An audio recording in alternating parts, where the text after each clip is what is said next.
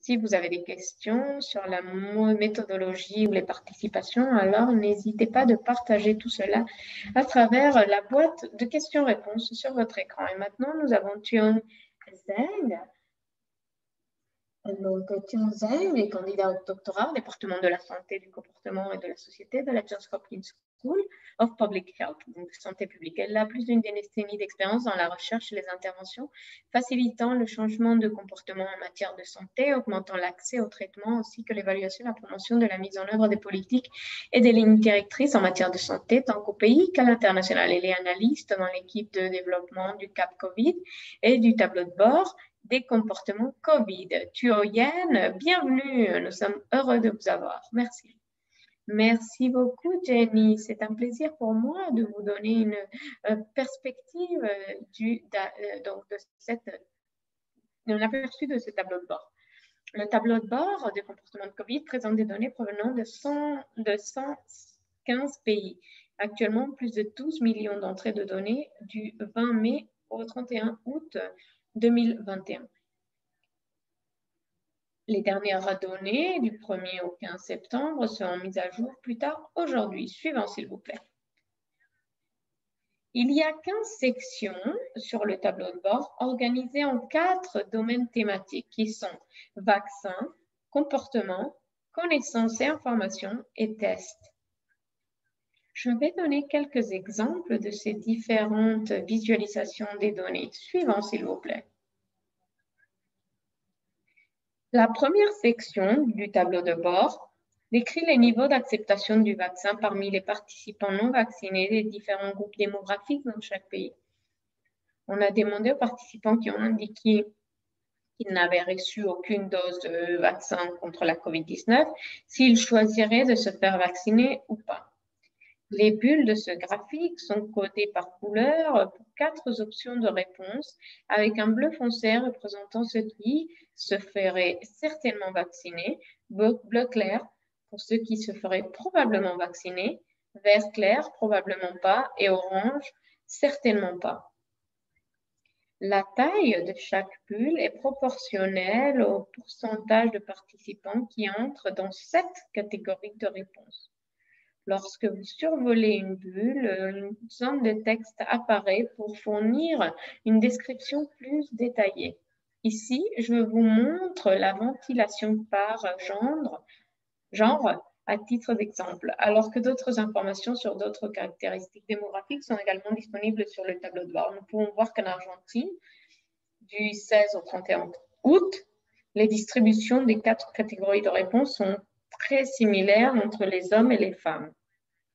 Cependant, au Brésil, les différentes tailles des bulles bleu foncé suggèrent que plus de femmes ont déclaré qu'elles se feraient certainement vacciner par rapport aux hommes. Il y avait aussi une proportion plus élevée d'hommes qui ont dit qu'ils ne se feraient certainement pas vacciner, comme l'indiquent les bulles oranges. Suivant, s'il vous plaît. Nous pouvons aussi examiner les changements au fil du temps. Sur cette diapositive, veuillez noter l'icône à gauche avec une flèche pointant vers elle. Vous verrez cette icône dans les coins supérieurs droit des panneaux latéraux, tout au long du tableau de bord. En cliquant dessus, un graphique linéaire apparaîtra montrant les tendances des données au fil de temps, comme indiqué ici pour l'hésitation à vaccinal chez les participants non vaccinés en Argentine et au Brésil. Ceux-ci ne sont pas ventilés par caractéristiques démographiques. Naturellement, nous verrons cette tendance augmenter. En effet, au fur et à mesure, de plus en plus de personnes se font vacciner au fil du temps. Ceux qui ne sont pas vaccinés sont principalement ceux qui sont le plus résistants à la vaccination. Suivant, s'il vous plaît. Les participants non vaccinés qui n'ont pas donné un oui définitif lorsqu'on leur a demandé s'ils choisiraient de se faire vacciner ont également été interrogés sur les raisons de leur hésitation. Nous pouvons voir qu'au Brésil, les principales raisons signalées entre le 16 et le 31 août étaient préoccupation concernant les effets secondaires des vaccins, planifier d'attendre de voir si c'est sûr et incertitude quant à l'efficacité du vaccin. lorsque vous cliquez sur un point de données, une ventilation démographique plus détaillée apparaît dans le panneau latéral. Jetons un coup d'œil aux préoccupations concernant les effets secondaires des vaccins ou effets indésirables. Suivant, s'il vous plaît. Ici, nous pouvons voir qu'un pourcentage légèrement plus élevé de participantes non vaccinées au Brésil ont signalé des préoccupations concernant les effets secondaires comme des raisons de leur hésitation sur la base d'enquêtes recueillies entre le 16 et le 31 août.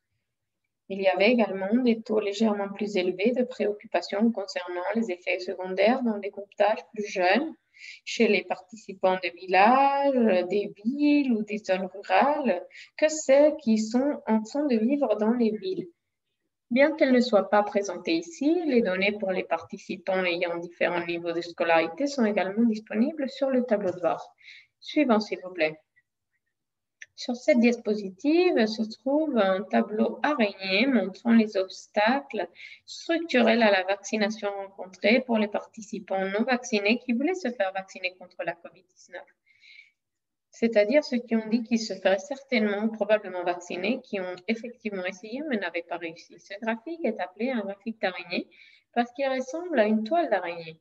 Chaque axe de ce graphique représente une barrière différente et la position des points le long de chaque axe indique le pourcentage des participants signalant cette barrière, avec 0% au centre et le nombre qui augmente au fur et à mesure qu'il s'approche du cercle extérieur. Les points sont ensuite connectés dans une toile. Chaque couche de cette web est marquée d'une couleur différente en fonction des caractéristiques démographiques. Dans ce cas, je montre différents groupes d'âge. Comme dans d'autres sections, vous pouvez interagir avec ce graphique dans le tableau de bord pour afficher différentes ventilations démographiques. Ici, par exemple, nous pouvons voir qu'au Brésil, du 16 au 31 août, plus de jeunes ont déclaré ne pas répondre aux critères d'éligibilité, alors que d'autres obstacles ont été signalés dans tous les groupes d'âge à des taux plus ou moins similaires. Veuillez noter que le groupe d'âge 55 et plus est manquant ici parce que pendant cette période, il n'y avait pas assez de participants non vaccinés dans ce groupe qui voulaient se faire vacciner, mais qui n'étaient pas en mesure de se faire. Veuillez également noter que bien que nous nous concentrons sur les participants non vaccinés ici à des fins de démonstration, les utilisateurs peuvent également interagir avec le tableau de bord pour sélectionner le groupe des personnes vaccinées et voir les obstacles qu'ils ont rencontrés lorsqu'ils essayaient de se faire vacciner avec un vaccin anti-Covid. Maintenant, j'aimerais présenter une autre façon de visualiser les changements des données au fil du temps. Dans chaque graphique du tableau de bord, à côté des périodes de collecte des données, il y a un bouton de lecture. Vous pouvez cliquer sur le bouton pour démarrer une animation. Veuillez appuyer sur le bouton Play. En mai, la plupart des participants non vaccinés au Brésil qui voulaient se faire vacciner n'étaient pas admissibles sur tous les groupes d'âge. Au fil du temps, de plus en plus de personnes sont devenues éligibles en commençant par les âges âgés, suivis par les groupes plus jeunes. Et au fur et à mesure, les gens qui ont commencé à devenir admissibles, ils ont identifié d'autres obstacles.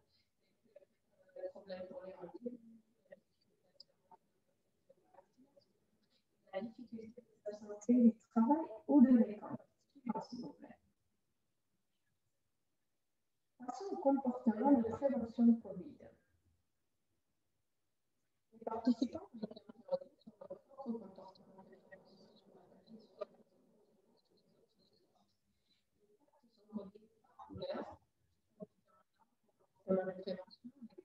des sont par le temps de plus élevé. Du 16 au 31 août, 82% des participants ont déclaré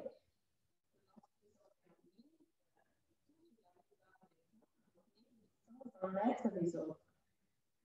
Comme l'indique cette carte à gauche. Pendant ce temps-là, à droite, vous pouvez voir 52% des participants qui ont déclaré qu'ils étaient intentionnellement en contact avec les autres toute la partie du temps ou la plupart du temps. Ce graphique montre le pourcentage des participants qui ont pris part à une activité quotidienne typique, comme par exemple aller au travail ou à l'école, passer du temps à l'intérieur avec d'autres personnes et utiliser les transports en commun. Lorsque vous survolez sur la barre de données, les textes contextuels vous donnent des informations supplémentaires sur le pourcentage des personnes qui ont porté un masque pendant cette activité. À partir de ces graphiques, nous pouvons voir qu'il y a une augmentation de certaines activités en Argentine de mai à août de cette année, tandis que d'autres activités sont restées au même niveau. Suivant, s'il vous plaît. Les tendances au sein des comportements individuels sont plus faciles à voir lorsque nous nous concentrons sur une activité. Sur le tableau de bord, cliquez sur les noms des activités pour les désélectionner et masquer les données de ces activités. En Argentine, 5% des participants qui ont répondu à l'enquête entre le 20 et le 31 mai ont déclaré avoir mangé ou bu dans un restaurant au cours des dernières 24 heures. Ce pourcentage est passé à 18% à la fin août. D'autre part, le pourcentage qui déclare porter un masque dans un restaurant est resté similaire, entre 53 et 54%. Suivant, s'il vous plaît. Les participants, dans quelle mesure ils faisaient confiance à diverses sources pour fournir des nouvelles et des informations précises sur la COVID-19. Entre le 16 et le 31 août, les sources d'informations les plus fiables au Brésil étaient les scientifiques et les experts de santé, l'OMS et les agents de santé locaux. Veuillez noter que l'étiquette de ces données indique CDC et OMS. Et je vais dire OMS. L'enquête sur les tendances et les impacts de la COVID-19 a deux versions, comme Dominique l'a mentionné plus tôt. L'une pour les États-Unis et l'autre pour le reste du monde. Les deux versions sont très similaires, avec des légères variations. Pour cette question, les participants aux États-Unis ont été interrogés sur leur niveau de confiance sur la CDC, alors que dans le reste du monde, les gens ont été interrogés sur l'OMS. Lorsque nous survolons la barre bleu foncé à côté des agents de santé locaux, une zone de texte apparaît et nous indique qu'au Brésil, 50% des participants ont déclaré faire confiance aux agents de santé locaux comme source d'information. Dans le panneau latéral, nous pouvons voir des taux similaires de confiance dans des agences de santé locaux, dans des deux textes, avec les femmes légèrement plus élevées que les hommes. En outre, plus de jeunes ont déclaré faire confiance aux agents de santé locaux que les personnes de groupe d'âge plus âgés. Suivant, s'il vous plaît. Les participants ont également été interrogés à partir de quelles sources d'informations ils avaient reçu des nouvelles et des informations sur la COVID-19 au cours des 7 jours précédents. Ce nuage de points nous permet d'examiner le pourcentage de confiance déclaré dans une certaine source d'information et le pourcentage exposé à cette source d'information en même temps. Les cercles de données vers la droite de ces graphiques indiquent une confiance élevée, tandis que les cercles des données vers la gauche du graphique indiquent une confiance faible. De même, les cercles des données qui sont proches du haut du graphique indiquent une exposition élevée et ceux en bas du graphique indiquent une faible exposition. En outre, les cercles des données sont codés par couleur pour différentes sources d'informations. La vue actuelle montre tous les cercles des données pour les pays de la région d'OMS des Amériques du 16 au 31 août, avec des cercles pour le Brésil soulignés en rouge. Au lieu d'afficher des cercles de données dans une région de l'OMS particulière, vous pouvez également choisir d'afficher tous les cercles de données pour les 115 pays du monde à l'aide d'un menu déroulant sur le tableau de bord. Les données du 16 au 31 août au Brésil suggèrent que les scientifiques et les experts de la santé, l'OMS et les agents de santé locaux avaient tous un pourcentage élevé de confiance, mais une faible exposition signalée par les participants. En revanche, les participants avaient une forte exposition aux journalistes, mais une faible confiance à eux. en eux. En outre, des pourcentages similaires de participants ont déclaré avoir fait confiance aux autorités sanitaires gouvernementales et aux amis et à la famille, et à y être exposés. Enfin, très peu de participants considèrent les chefs religieux ou les politiciens comme des sources fiables d'informations sur la COVID-19. Le niveau d'exposition était également très faible. En regardant d'autres cercles orange et vert dans ce graphique, nous savons que cette tendance est similaire dans d'autres pays de la région de l'OMS des Amériques au cours de cette période de collecte des données. Suivant, s'il vous plaît. Enfin, dans la section test, j'utilise l'Algérie comme exemple parce qu'elle a plus de participants qui ont déclaré avoir eu un test COVID au cours des 14 derniers jours, ce qui permet une vue plus claire sur la ventilation des résultats des tests. On peut voir que 23% de participants en Algérie qui ont rempli l'enquête entre le 16 et le 31 août ont été testés au cours des derniers 14 jours précédents. Et parmi eux, 47% d'entre eux ont testé positif et 46% ont testé négatif. En survolant, la bande violette des textes contexte suggère que les 7 restants ne connaissent pas les résultats de leur test au moment de l'enquête. C'est tout pour un bref aperçu du tableau de bord. Merci et c'est à vous, Jenny.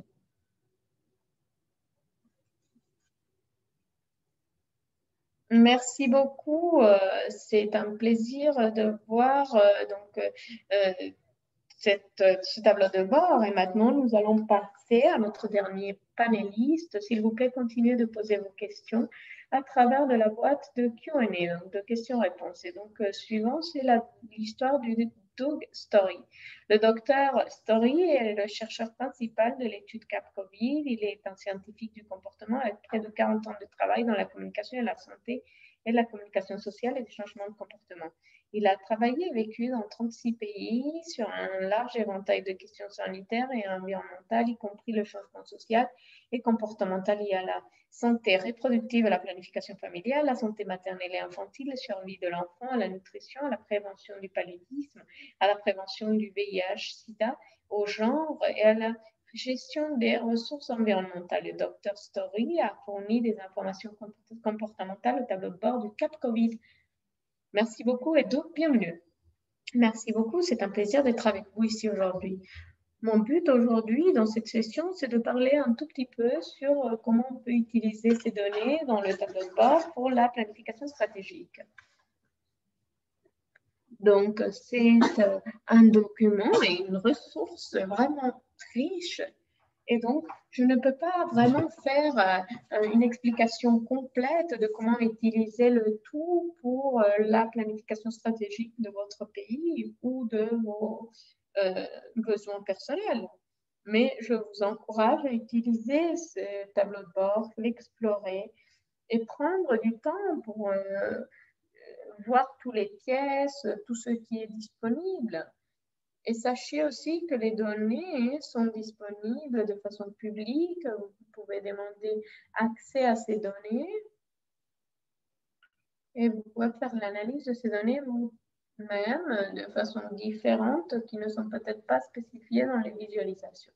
Je vais me focaliser dans 3 pays, Nigeria, Indonésie et Guatemala, pour le projet Breakthrough Action et vous parler de comment on peut utiliser ces données. Je vais me focaliser sur 4 applications, donc identifier une audience cible pour les interventions de planification stratégique, ensuite choisir les sources d'informations pour pouvoir diffuser l'information avec vos audiences cibles. Ensuite, identifier les mécanismes potentiels ou les niveaux de changement que vous voulez utiliser pour vous focaliser de façon stratégique pour améliorer l'acceptation vaccinale. Et finalement, le 4e point, c'est d'identifier le contenu d'un message particulier qui pourrait être de grand intérêt pour votre audience cible. Suivant, s'il vous plaît. Donc, vous pouvez voir ici quelques graphiques qui peuvent vous paraître similaires à ceux qui viennent d'être présentés. Je vais identifier ici, par exemple, les audiences cibles. Vous pouvez voir ici un graphique qui nous montre par genre, par résident, par âge, et si les personnes vont se vacciner ou pas du tout. Et si vous regardez la taille des bulles, comme cela a été expliqué pendant la première partie de cette présentation, vous pouvez voir qu'il y a des différences démographiques dans le niveau du fait d'être certain ou pas de se faire administrer le vaccin. Au Guatemala, nous pouvons voir qu'entre 73 et 75% des personnes disent qu'ils vont définitivement se faire vacciner. Mais ce ventilation par démographie nous montre que ceux qui sont dans les endroits ruraux et ceux qui ont une éducation universitaire et ceux qui sont dans la catégorie d'âge entre 35 et 45 sont moins certains de se faire vacciner. Donc, cela nous montre une opportunité stratégique pour penser et réfléchir, pour savoir si ce sont des audiences intéressantes, pour se focaliser, pour les encourager à se faire vacciner. Le graphique que vous voyez à droite indique qu'au Guatemala, l'hésitation vaccinale a augmenté. Et comme William l'a dit,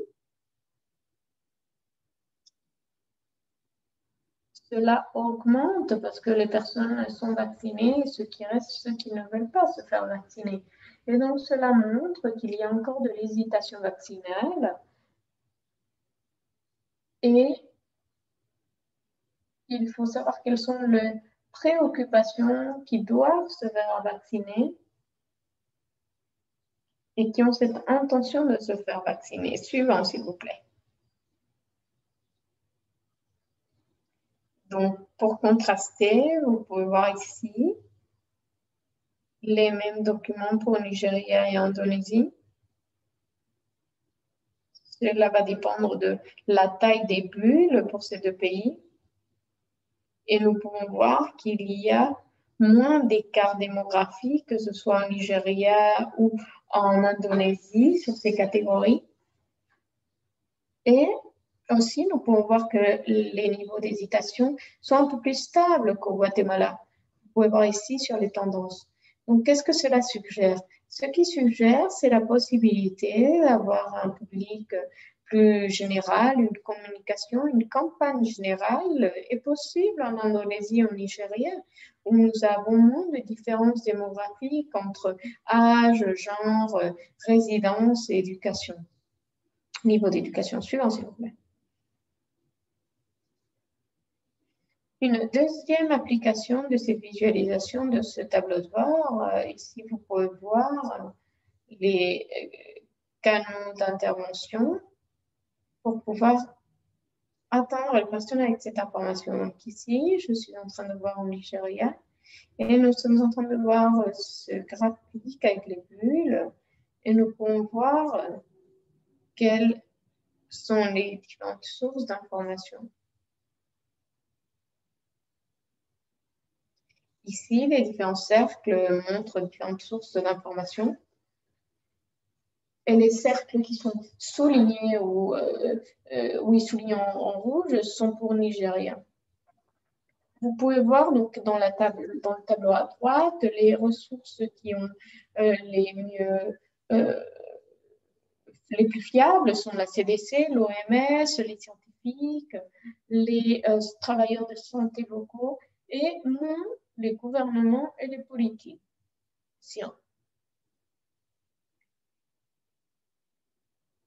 Donc ici, nous pouvons voir quelle est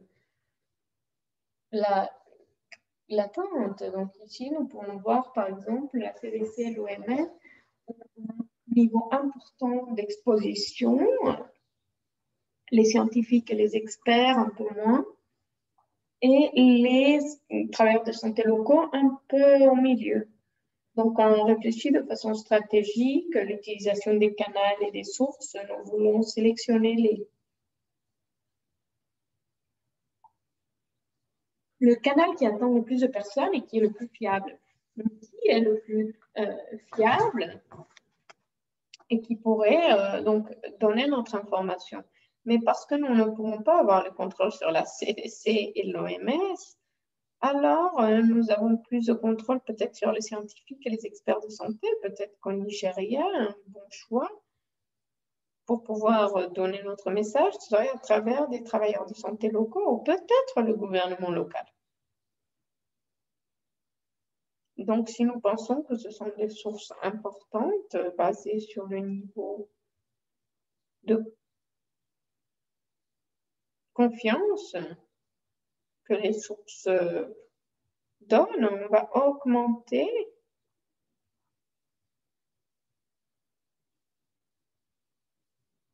donc la fiabilité. Donc, on va peut-être travailler sur le fait d'améliorer la réputation des gouvernements, des sources du gouvernement. Marcella, donc si vous faites un clic, vous allez voir ici. Et c'est intéressant, une fois encore, s'il vous plaît. Et c'est intéressant ici de noter que des fois, c'est utile de comparer les pays dans la région pour voir quels sont les contrastes et quelles sont les opportunités stratégiques. Et cela va dépendre de la position des pays. Donc, par exemple, on peut voir les sources de Kenya versus Nigeria. On peut voir qu'au Kenya, on a plus de confiance dans les sources du gouvernement qu'au Nigeria. Donc, le Kenya va, par exemple, prendre une analyse différemment parce qu'ils peuvent penser que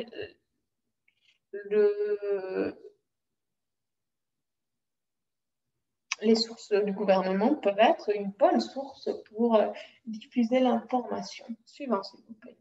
Ici, Nigeria, à nouveau, et c'est un graphique qui montre le niveau de risque perçu avec l'infection en cours. Et donc, qu'est-ce qu'on peut communiquer ici à notre population pour pouvoir les encourager à accepter les vaccins? Si vous regardez le Nigeria, qui est ici, vous pouvez voir là, à gauche, et vous pouvez voir le pourcentage de personnes qui disent qu'ils ne sont pas très préoccupés. Et vous pouvez voir qu'il y a 2 autres pays dans la région africaine qui ont publié un niveau de risque qui, eux, ils trouvent est bas pour la COVID-19.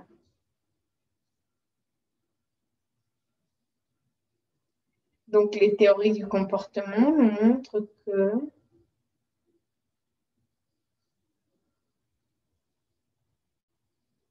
peut-être au Nigeria, ce serait intéressant de considérer des messages sur les taux d'infection pour que les personnes puissent comprendre quel est le risque qu'ils encourent.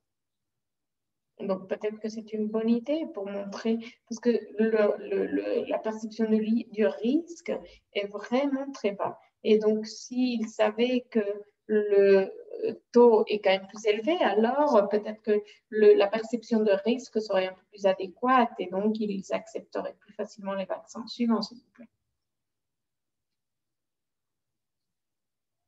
Une autre possibilité de motivation de changement, c'est à travers les normes sociales. Vous savez que les personnes, c'est de la théorie comportementale, mais ils pensent que les autres personnes sont en train de faire un comportement, vont augmenter le comportement de toute la société. Ici, vous pouvez voir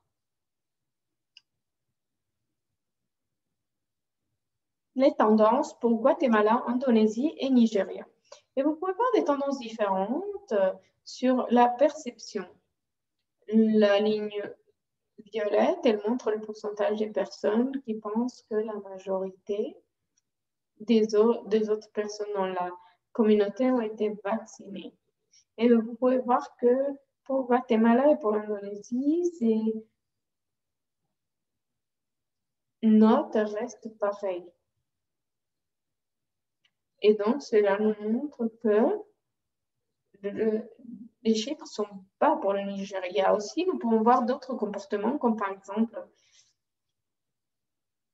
la perception que tout le monde utilise des masques. Ici, vous pouvez voir, c'est la ligne bleue, relativement bas pour le Nigeria.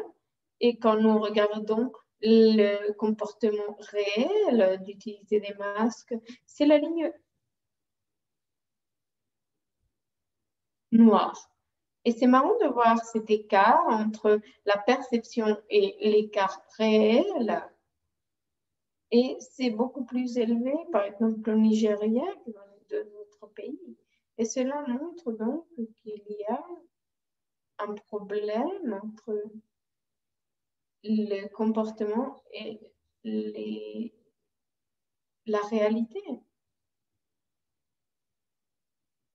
Et cela veut dire que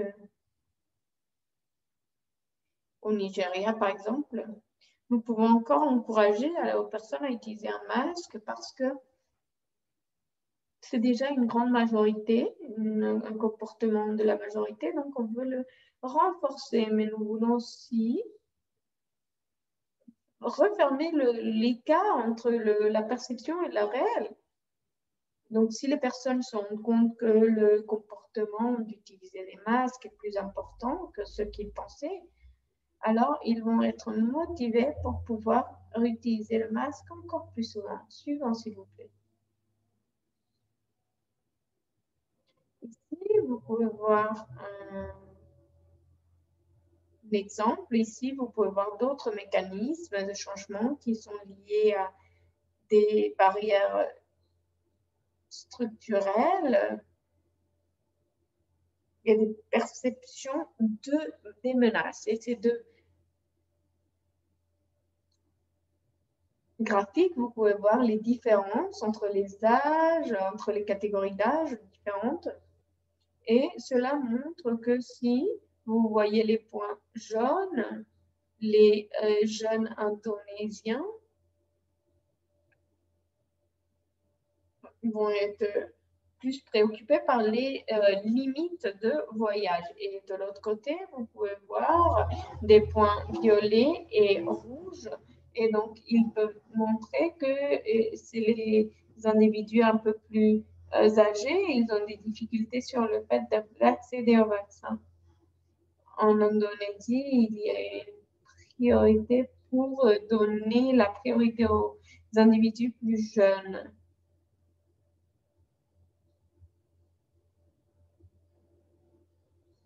Et donc, dans un cas comme celui-là, il faut savoir comment on peut connecter ces barrières.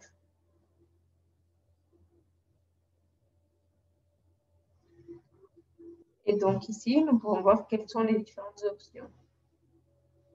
Cela peut nous aider. Des nouveaux programmes, comme par exemple des programmes de vaccination à l'école. Et on peut voir des solutions pour pouvoir adresser les problèmes structurels. Les problèmes structurels, pardon.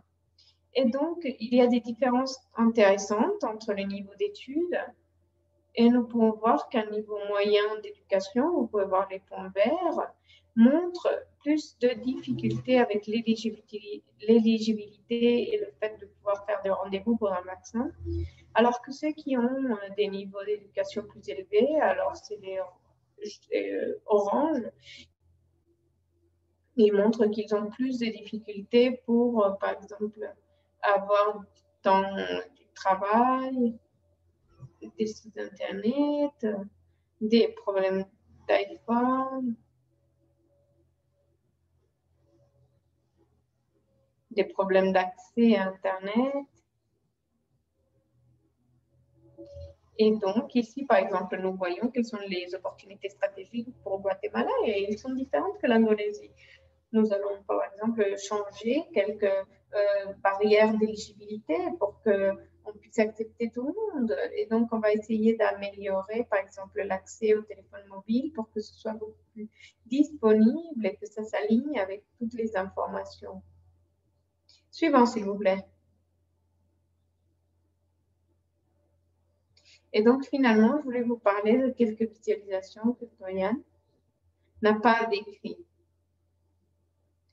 C'est un peu intimidant au tout début quand on le regarde, mais pour moi, c'est les visualisations les plus intéressantes. Dans ce graphique, nous donnons de l'information sur qu'est-ce que les personnes peuvent donner comme raison pour les manques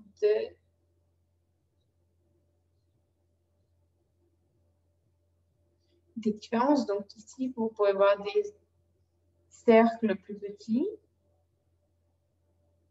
Par exemple, au Guatemala, en mai 2021, la catégorie la plus importante de l'information que les personnes voulaient avoir comme information, enfin l'information qu'ils voulaient recevoir, c'était sur les différents types de vaccins.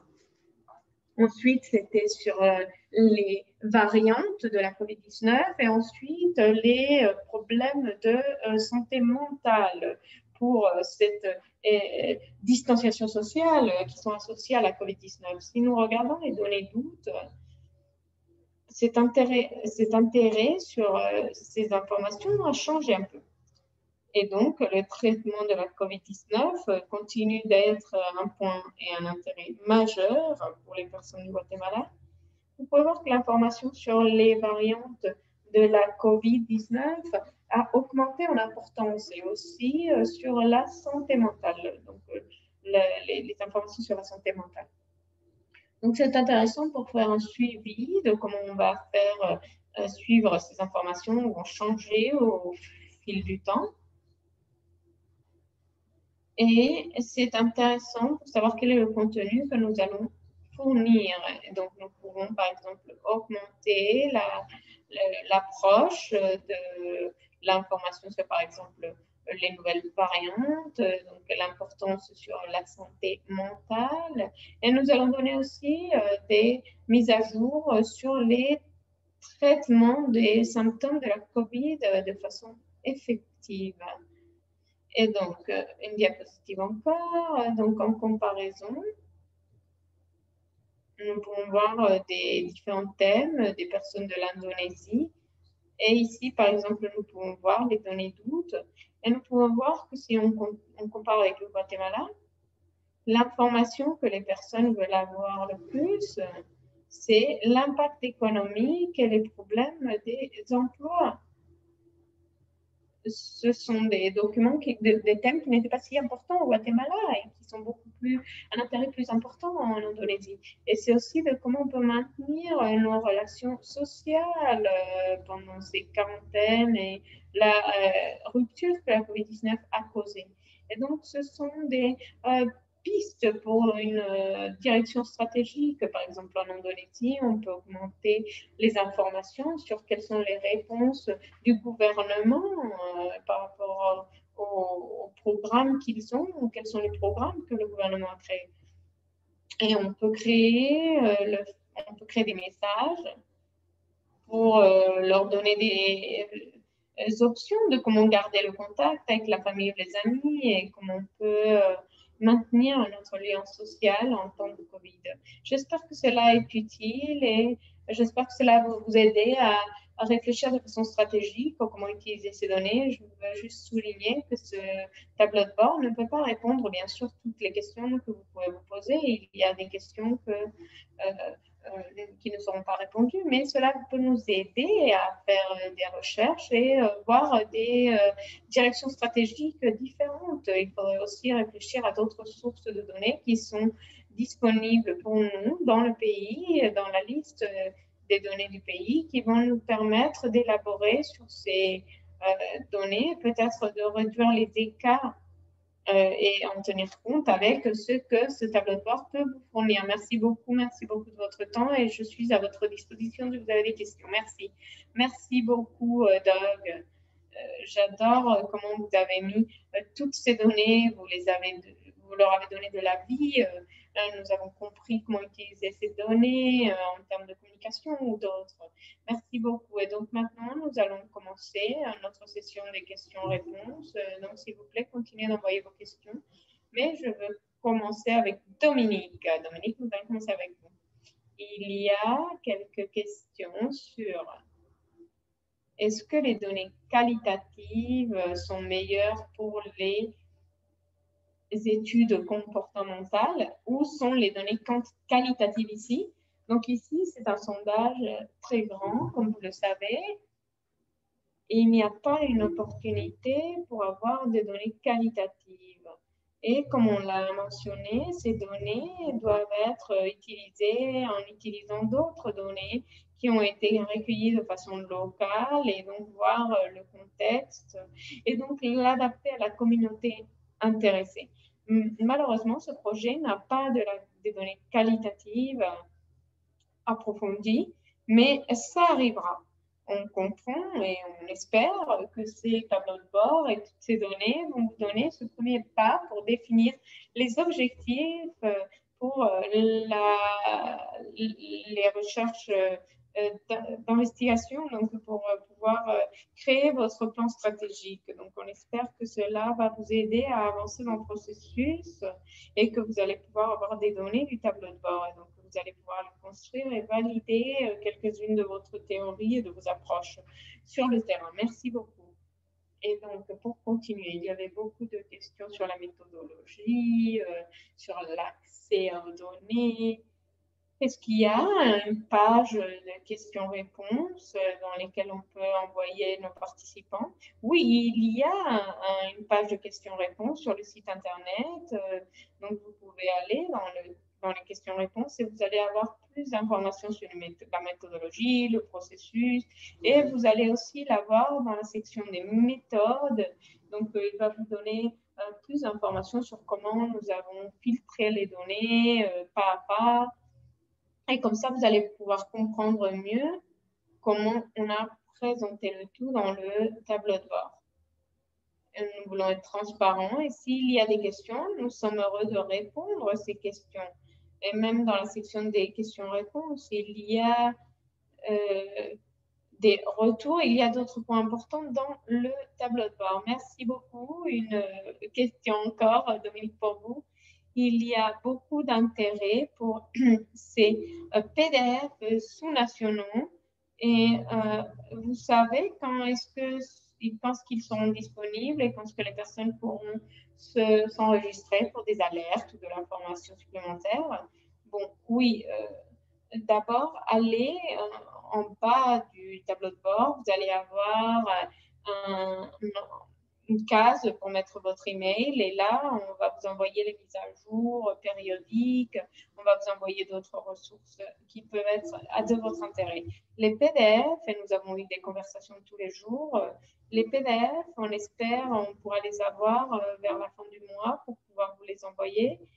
Et nous sommes dans un processus où nous avons un PDF qui nous donne un résumé. Ensuite, nous rajoutons des informations pour que vous ayez un aperçu concis avec toutes les données importantes. Je suis très contente de savoir que les personnes sont très heureuses de savoir. Jenny et moi, nous avons parlé justement de ceci il y a un moment. Et donc, cela nous montre la valeur d'avoir cet aperçu concis de ce que vous en avez besoin. Et donc, cela nous aide à valider ce que nous avons trouvé de façon locale. Merci beaucoup. Et vous pouvez répondre maintenant les questions sur le chat. Yann, maintenant, je veux passer à vous. Merci beaucoup pour tous ces visuels et pour nous avoir parlé de tout le tableau de bord.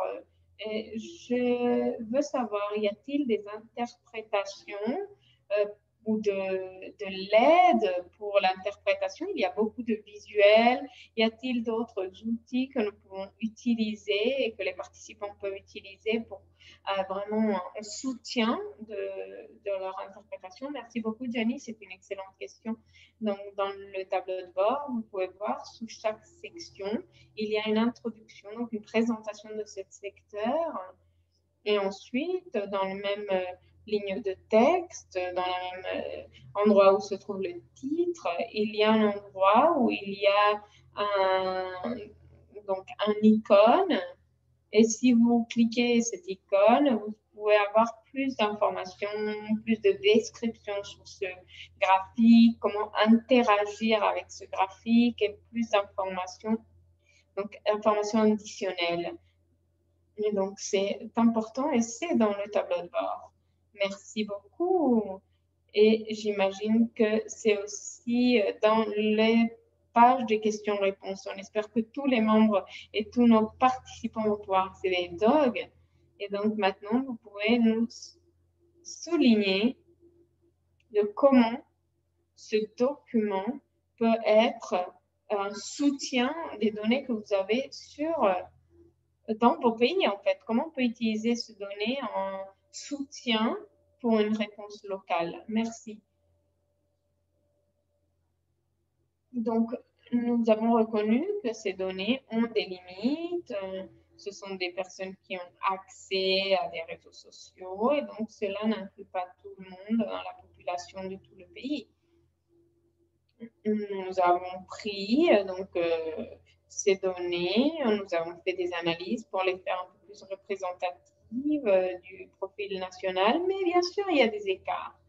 Et donc, c'est important pour les personnes qu'ils utilisent d'autres sources d'informations qui sont disponibles dans votre pays, d'autres données qui sont aussi disponibles de façon internationale pour pouvoir remplir ces écarts.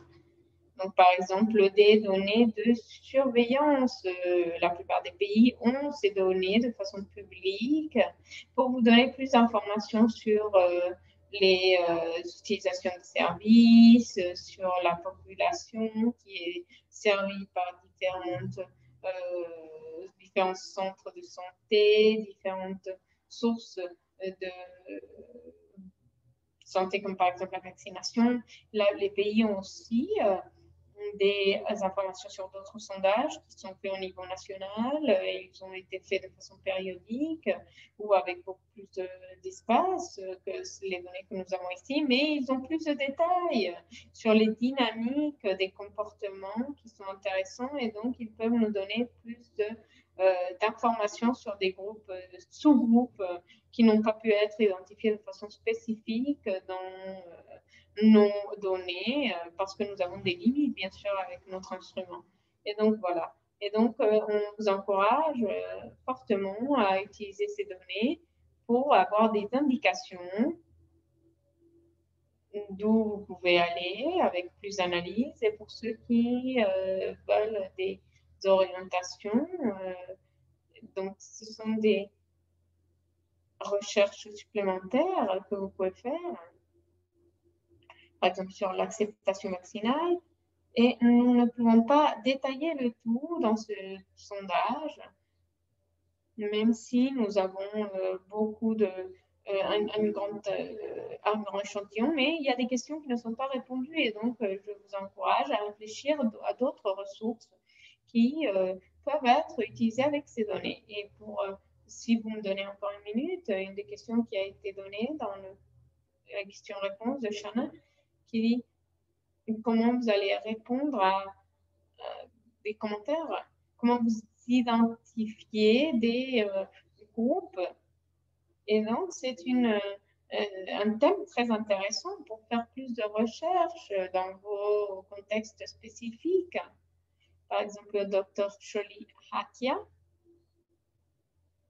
je crois qu'il travaille à San Diego, à l'Université de Californie, San Diego. Il y a beaucoup de travail sur ces groupes et il a aussi développé des outils pour identifier les groupes de référence que les personnes utilisent dans tous les jours.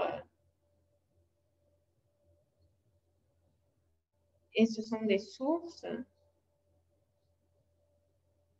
importantes. Donc, j'espère que vous allez voir d'autres recherches, la recherche qui est disponible, d'autres données qui vont pouvoir vraiment compléter les écarts que nous avons avec notre tableau de bord. Merci beaucoup. Merci beaucoup et merci beaucoup à tout le monde de votre participation, de vos questions. Restez connectés. Vous allez recevoir un email avec un suivi de tout ce que nous venons de voir. S'il vous plaît, connectez avec ce tableau de bord. Allez le voir. Nous voulons vos commentaires. Si vous avez des questions et vous voulez nous contacter, n'hésitez pas à le faire. Donc, merci beaucoup. Les orateurs aussi étaient très heureux d'être ici. Merci beaucoup à tous et ayez une très bonne journée. Merci. Merci.